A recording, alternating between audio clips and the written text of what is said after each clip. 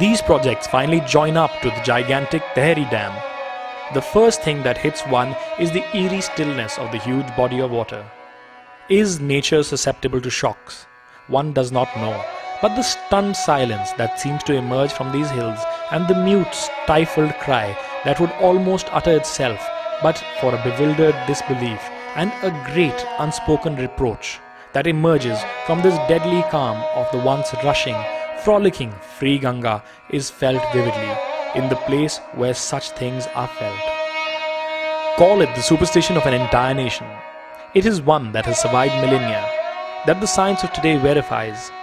It is one that has produced a wonderful richness of culture, of heightened perception, of deeper feeling and upliftment. It is one that invisibly, with the fluid grace and movement of water, has bound together a diverse people with bonds so light they cannot be seen or felt, but withal so strong that to open the slightest is to scatter millions. The local people complain about the quality of water, which according to the Tehri Dam authorities, as per tests conducted by them in July 2007, is rich in dissolved oxygen. We seem to be missing a point.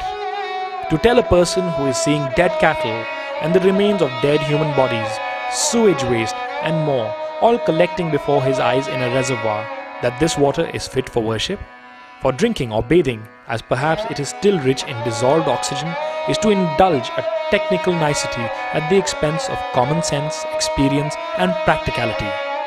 Dr. U.K. Chaudhary, a professor at the Banaras Hindu University in the Civil Engineering Department, who is also the founder of the Ganga Research Center, in an article in regard to the water quality at Tehri, he states the following: the water in the lower portion of the reservoir, which cannot be removed, known as dead storage, will be a storehouse of inorganic and organic matter.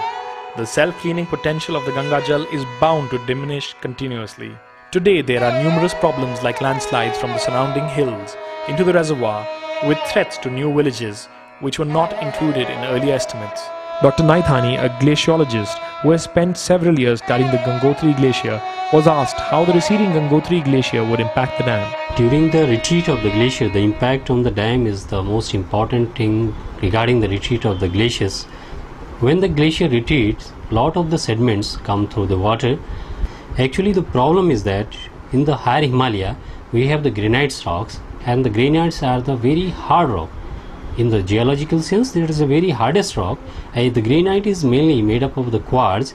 In the sediments, the quartz grains, mainly the quartz grains are there, which damage actually the blades of the turbine. So if the glacier are retreating, the possibilities of the damage of the blades of the turbine is more. If we are constructing the dam over the Bhairav Ghati, then definitely Bhairav Ghati is very close. Very close. In the Pleistocene time, the snot of the Gangotri glacier is at the Suki. If our activity will be up to the maximum level, maximum height, then definitely these type of the activity will be affect the retreat of the glacier. Definitely will increase the rate of the retreat of the Gangotri glaciers. This will definitely affect on the glacier, not on the Gangotri glacier, because the aspect of the Gangotri glacier is different.